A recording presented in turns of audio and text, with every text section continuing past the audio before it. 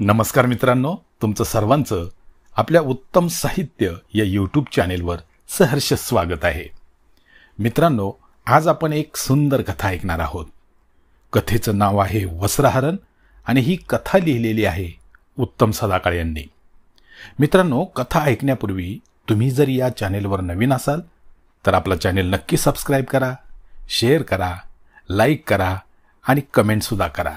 चला तर मग ऐकूया आजची आपली सुंदर कथा वस्त्रहरण। गावाला जाग आली आणि समाधान हॉटेलमधील रेडिओ गुणगुणायला लागला। म्हाताऱ्या रखमीनं हॉटेल झाडून आरशावानी लख्ख केलं, शेगडीवर चहाचं आधान ठेवलं आणि भट्टीवर मिसळच्या रस्स्याचा टोप ठेवला। तेवढ्यात बाहेर बाजा गवळ्याची म्हातारी सायकल कुडकुड आवाज करत दरवाजात येऊन थांबली। हातात दुधाची भली थोरली किटली घेऊन बाजा आत आला। म्हातारीच्या हातात त्यानं किटली दिली। म्हातारीनं दूध ओतून घेतलं आणि बाजाला म्हणाली, बाजा, आजकाल तू दुधात जरा जास्तच पाणी घालायला लागलाय बरं का। अरे गिऱ्हाईक माझ्या नावाने बोंबलतंय, या अशा पानसट दुधानं चहा बाईजवर होईल का? आज तुला बजावून ठेवते, पुण्यांदा दुधात पाणी घातलं ना तर अख्खी किटली तुझ्या डोक्यावर होतीन बघ। म्हातारीनं रागानंच बाजाच्या हातात किटली दिली। शरमल्यागत बाजा तार तुटलेल्या तुंतुण्यागत म्हणाला, रखमाबाई, पुण्यांदा नाही असं गाडायचं। अगं माझी बायको माझ्या माघारी हे असलं गोळ करते बघ, आता घरी गेल्यावर बघतोच तिच्याकडं। असं का म्हणून बायको पाणी घालते, तिच्यावर का लोटतोस र? मला ठाव नाही वय, अरे हे सारं उद्योग तुझंच आहेत आणि त्या बिचारीचं नाव घेतोस वय। म्हातारीच्या भुनभुनीकडे लक्ष न देता बाजानं त्याची सायकल दामटली। म्हातारीनं मिसळचं पातेलं बाजूला ठेवून भट्टीवर तेलाची कढई ठेवली आणि तिनं भजी आणि वडं तयार करायला घेतले। पाण्याचा सपकारा मारून ती तेल तापल्याचा अंदाज घेऊ लागली। हॉटेलातून तेलाचा चर्र आवाज येऊ लागला तसं बाजारपेठेच्या जीवात जीव आला। भिकुशिप्यानं आपली मशीन पुसता पुसता चष्म्याच्या कोपऱ्यातून हॉटेलाकडे नजर वळवली। गिऱ्हाईकांच्या कापडाला बटणं लावण्याच्या ऐवजी भिकुशिपी हॉटेलच्या दाराकडे डोळं लावून बसला होता। जगनशेठ सुद्धा लक्ष्मीला पुसताना हॉटेलकडे तिरकी नजर टाकत होता। रस्त्यावरून जाणारा हर एक इसम एकदा का होईना हॉटेलकडे बघत होता आणि तिकडं बघून भुकावलेल्या पोरासारखं रडकं तोंड घेऊन पुढं पुढं सरकत होता। सूर्याच्या कावळ्या किरणांची फुलं जमिनीवर सांडली आणि नेमकं त्याच टायमाला हॉटेलच्या दारात काकणाचा किनकिनाट घुमला। त्याच्या साथीला पैंजणांची रुंजून गुणगुणायला लागली तशी जगनशेठची पूजा ब्रेक लावलेल्या ट्रकसारखी गचकून थांबली। गणपण हवेच्या तोंडावर समाधानाची झिलई चढली। भिकुशिप्यानं तर चष्म्याच्या वरून बटाट्या एवढं डोळं करून नजरेची भूक भागवायची दडपड सुरू केली। एक डाव हॉटेलकडे नजर टाकणारा रस्ता आता पुढे न सरकता तिथंच घुटमळायला लागला। एवढी सारी उलथापालथ करायला कारणीभूत होती ती मैना, रखमा म्हातारीची तरणील एक मैना। पाडाच्या आंब्यासारखं डवरलेलं शरीर, त्यात सेंद्रिय आंब्याचा तांबूस गव्हाळ रंग, मासोळीसारखं डोळं, त्यात घायाळ करणारी नजर, अख्ख्या गावाला रोजच अशी मैना बोलवत होती। मैना खरंच गावातल्या रागूंना खुळं करून सोडत होती। काय ग मैने, आवरलं का नाही तुझं? दिस कासरा बरोबर आलाय तरी तुझं अजून नटणं मुरडणंच चालू आहे। अगं चहाची गिराईकं थांबणार आहेत का इतका वेळ? म्हातारीची वटवट मैनाच्या भोवती सुरू झाली। ए आई, उगाच तोंडाचा पट्टा नग सोडू, मी आले ना आता, एक गिराईक जात नाही बघ कुठं। तोऱ्यात बोलत ठसक्यात चालत मैना गल्ल्यावर जाऊन बसली। एवढा वेळ रिकामं पडलेलं हॉटेल जादूची कांडी फिरवावं तसं खचाखच भरलं। मैनाचा गल्ला धरणाच्या पाण्यासारखा फुगायला लागला। सकाळीच गुत्त्यावर उतारा लावून तर्र झालेली रांग्याची स्वारी डुलत डुलत पेटीतून निघाली। नशेत काहीतरी बडबडत रांग्या येणाऱ्या जाणाऱ्यांवर तोंडसूक घेत होता। जो तो त्याला टाळून पुढं सटकत होता। रांग्या म्हणजे महाबेरकी माणूस, गावावर ओवाळून टाकलेला। एकदा का त्याला किक लागली का तो बादशाह व्हायचा, मग त्याच्या पुढं कोणी आला तरी त्याला त्याची फिकीर नसायची। रात्री अख्खा वल्ला वयपर्यंत त्याने डोसली होती, त्याला जेवायचं भानच नव्हतं। सकाळी उठून पुन्हा उतारा, आता तर पोटात कावळ्यांची कावकाव सुरू झाली होती। भुकेचा डोम पोटात उसळताच रांग्याचं पाय आपसूक मैनीच्या हॉटेलकडे वळलं। मैना म्हणजे रांग्याचा वीक पॉइंट, तिच्या दर्शनानं तो हरकून जायचा। तिच्यासाठी झुरणाऱ्यांच्या रांगेत रांग्याचा सुद्धा नंबर होताच। रांग्या रोजच सकाळी हॉटेलात नाश्ता करायचा, कधी उधार तर कधी रोख। बरेच दिवस झाले तरी रांग्यानं मैनीची उधारी काही भागवली नव्हती। पण तरी तो कोडग्यासारखा हॉटेलात यायचाच. हॉटेलात येऊन नाश्ता पाणी करणं केवळ निमित्त होतं. बाकावर बसून रंग्या नाश्ता करता करता महिन्याचं आरस पाणी रोपडं नजरेनंच मनातल्या मनात चगळत बसायचा. लूत भरलेल्या कुत्र्यागत रंग्या बेलकांडत हॉटेलमध्ये शिरला. बघतो तर काय हॉटेलात ही तोबा गर्दी. बसायला बाक रिकामा नाही. रंग्यानं तिथंच बाकाच्या मागच्या बाजूला रिकाम्या जागेवर बूट टेकवत बसकन मारली. कोपऱ्यात बसलेल्या महिन्याच्या इलायती कुत्रीच्या पेखाटात लाथ हाणून तिला रंग्यानं दूर हाकलण्याचा प्रयत्न केला. पण ती बेरकी कुत्री उलटून रंग्याचाच चावा घ्यायला धावली. तसा रंग्या दडपडत उठला आणि मागं सरकायला गेला आणि तोल जाऊन शेजारच्या बाकावरच्या माणसाच्या अंगावर आदळला. रागानंच बाकावरच्या माणसाने रंग्याचं बोचकं अलगद उचलून मागं फेकलं. तसं रंग्याचं टाळकच सरकलं. काय रे, मात चढलाय वय तुम्हाला? या बादशाला फेकता काय? पाहून घेईन तुम्हाला. रंग्या त्या माणसांवर गुरकायला लागला. अरे जा रे जा माकडा, म्हण बादशाह, खिशात आहे का दमडी तुझ्या? या झालेल्या गोंधळाने मैना वैतागली आणि तिथूनच तिने राणीसारखा आदेश सोडला.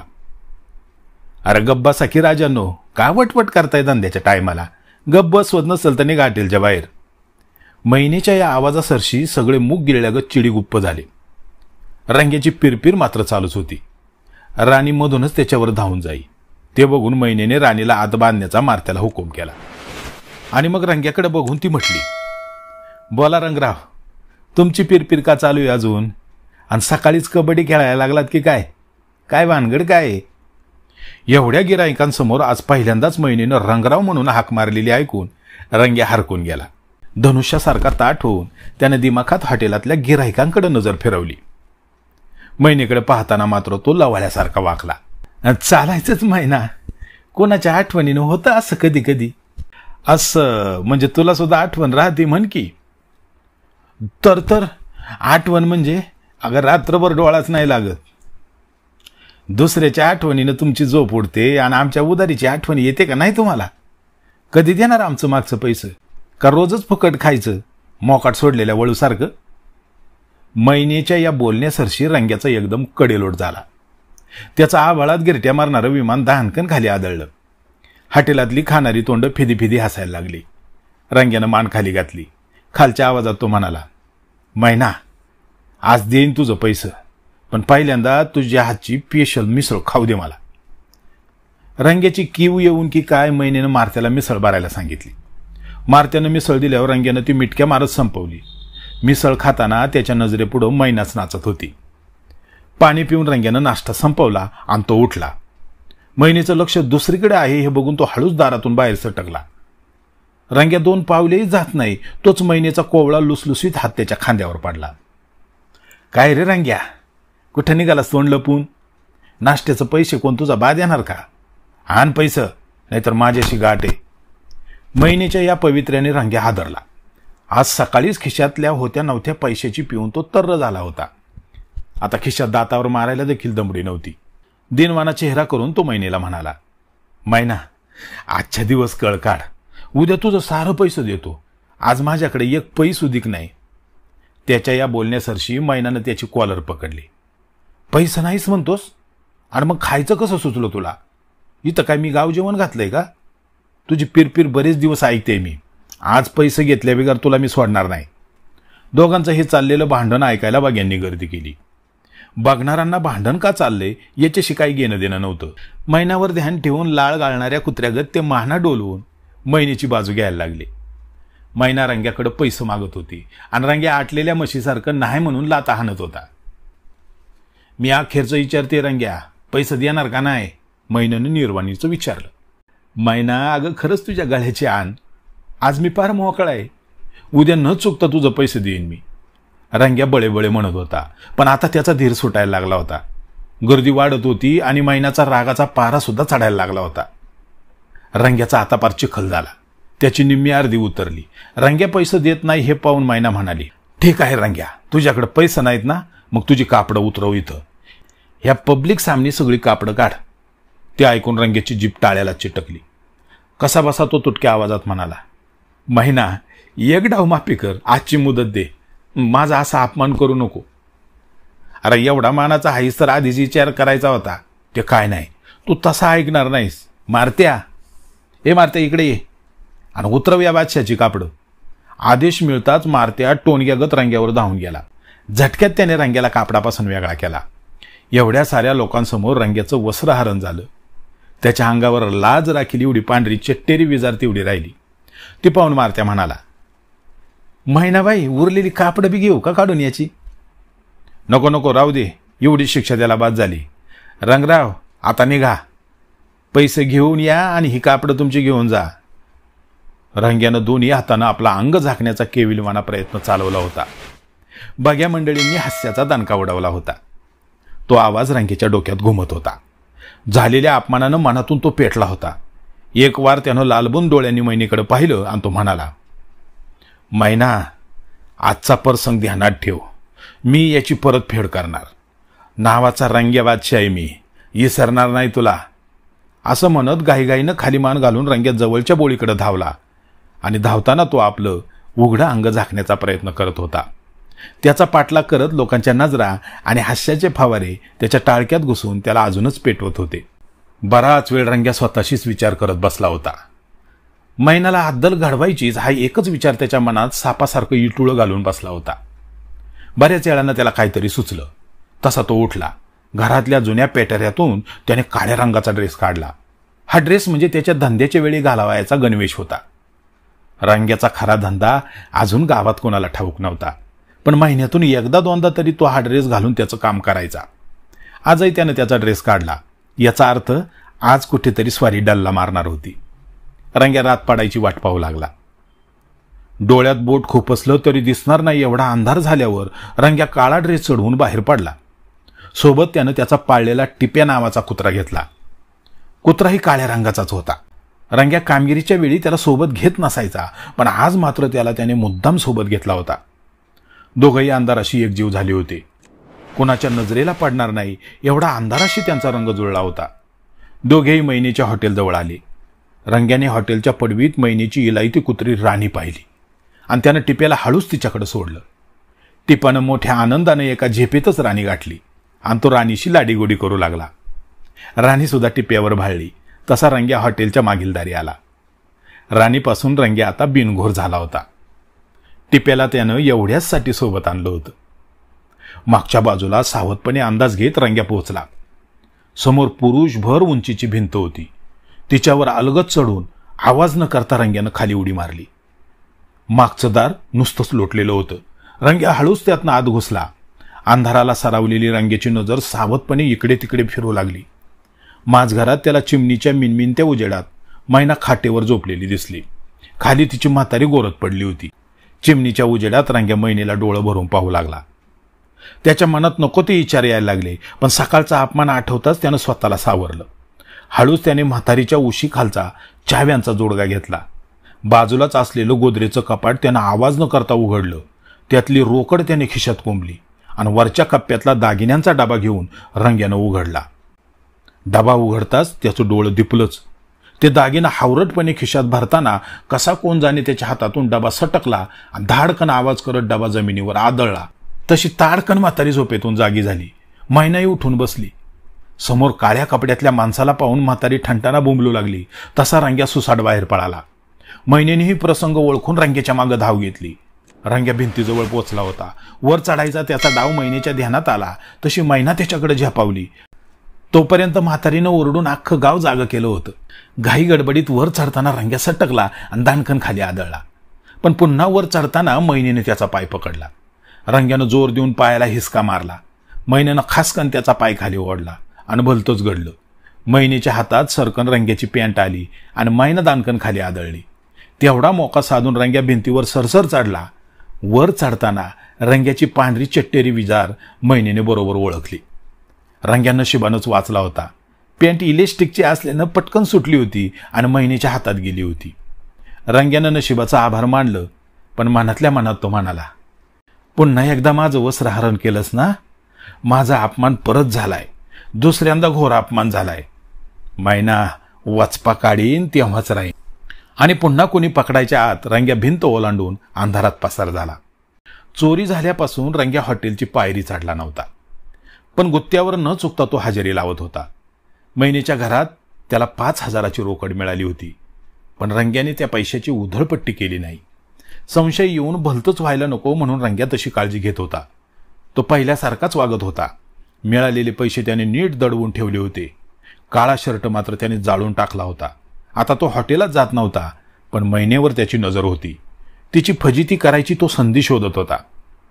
एकट्याला मैना आवरली नसती म्हणून तो गनिमी काव्याने डाव साधायचा विचार करत होता. तो महिनेच्या पाळतीवरच होता. तिचं रोजचं कार्यक्रम त्याने पार तोंडपाठ केले होते आणि त्याला त्याची संधी मिळण्याची चिन्ह दिसू लागली. चोरी झाल्यापासून मैना सुद्धा सावध झाली होती. तिला चोरीबद्दल रंग्याचा संशय आला होता, पण तिनं कुणाला बोलून दाखवलं नव्हतं. पोलिसात सुद्धा तक्रार दिली नव्हती. झटापटीत हातात पॅन्ट आल्यावर भिंतीवर चढलेल्या चोराची पांढरी चट्टेरी विजार तिनं बरोबर ओळखली होती. सकाळी रंग्याच्या अंगावर तीच पॅन्ट तेवढी शिल्लक राहिलेली तिने पाहिली होती. आणि रात्री राणी एवढं होऊन सुद्धा शांत कशी राहिली याचं कोडं सुद्धा तिला सुटलं होतं. राणी बरोबर धिंगाणा घालणारं काळं कुत्रं रंग्याचंच होतं हे सुद्धा तिने ओळखलं होतं आणि म्हणूनच तिला रंग्याचा संशय येत होता. आठवड्यातला एखादा दिवस मैना तिच्या मालकीच्या माळ्यात चक्कर टाकायची. त्याप्रमाणे हॉटेल म्हातारीच्या ताब्यात देऊन ती माळ्यावर आली होती. आज उन्ह बरीच तापली होती.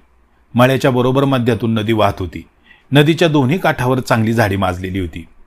त्यामुळं नैसर्गिक आडोसा तयार झालेला होता. नदीच्या दोन्हीही बाजूला मैनेचाच माळा असल्यानं तिथं परका माणूस फिरकणं शक्य नव्हतं. त्यामुळं मैनाला पोहण्याची लहर आली. तिनं अंगातली कापडं उतरवली आणि ती सुळकण मासोळीसारखी पाण्यात शिरली. थंडगार पाण्यानं तिचा सारा शिनबाग नाहीसा झाला. ती पोहण्याच्या नादात असतानाच तिच्या कानावर कुणाच्या तरी हसण्याचा आवाज आला. तसं तिनं चमकून त्या दिशेला पाहिलं आणि ती हादरलीच. तिची कापडं हातात घेऊन रंग्या काठावर जोरजोरात हसत होता. तिच्या ध्यानात समदा प्रकार आला. रंग्यानं त्या दिवसाचा सूड म्हणून आज आपल्याला या अवस्थेत पकडले हे तिने ओळखलं. ती गळ्यापर्यंत पाणी येईल अशा बेतानं उभी राहिली आणि रंग्याला म्हणाली, रंग्या, गुमान माझी कापडं खाली ठेव आणि इथून तुझं तोंड काळं कर. बाया माणसांची अशी छेड काढाय तुला लाज नाही का वाटत? तसा फिदी फिदी हसतच रंग्या म्हणाला, तुला वाटली का त्या दिवशी माझी कापडं साऱ्यां देखत फेडताना आणि आज मला शिकवतीस वय? उभ्या बाजारपेठेत माझी कापडं उतरवताना तुझ्या जीवाला लई थंडावा मिळत होता ना, मग आता का तडफडायला लागलीस? लोकांच्या समोर वस्त्रहरण होताना जीवाला काय वेदना होत्यात ना, ते आज तुला समजल. या अवस्थेत तुला मी तुझ्या हॉटेलपर्यंत पळायला लावणार आहे. रंग्या, तू गपगुमान कापडं खाली ठेव आणि चालता हो इथून. मी जीव गेला तरी अशा अवस्थेत पाण्याच्या बाहेर यायची नाही. नाही मैना, नाही, कापडं माझ्याकडेच राहतील, पण तू मात्र पाण्याबाहेर येशील बघ आता, असं म्हणत रंग्यानं त्याच्या टिप्याला बोलावलं. रंग्यानं छू म्हणताच टिप्या तीरासारखा नदीच्या पाण्यात घुसला आणि मैनेच्या रोखानं जाऊ लागला. आता मात्र मैना पुरती घाबरली. मगाचे शब्द विसरून ती तशा अवस्थेत काठाकडे सरकू लागली. रंग्या काठावरून ते दृश्य पाहू लागला. एवढ्यात जादू व्हावी तशी मैनेची राणी तिथं हजर झाली.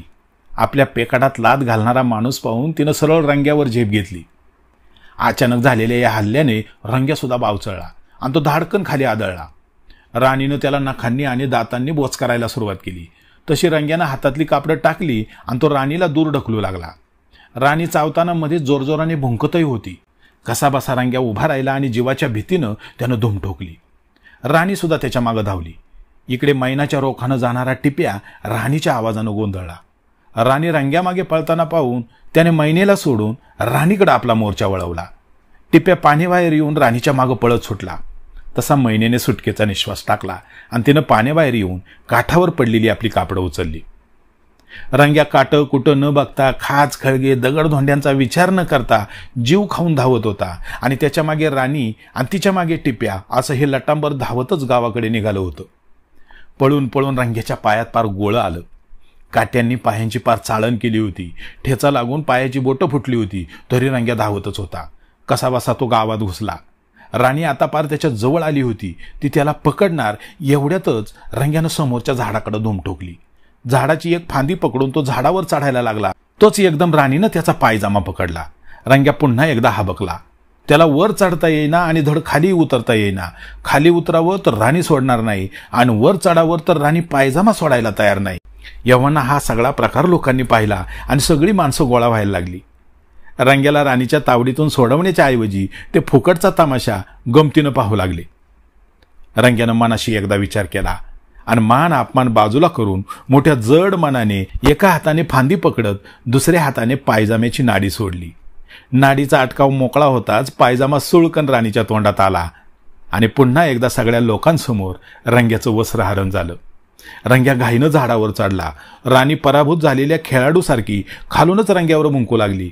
रंग्या मात्र गारटलेल्या माकडासारखा स्वतःची लाज आणि शरीर सावरत गुपचूप झाडावर बसून राहिला. टिप्या मात्र राणीच्या अवतीभोवती कुईकुई करत गोटाळू लागला.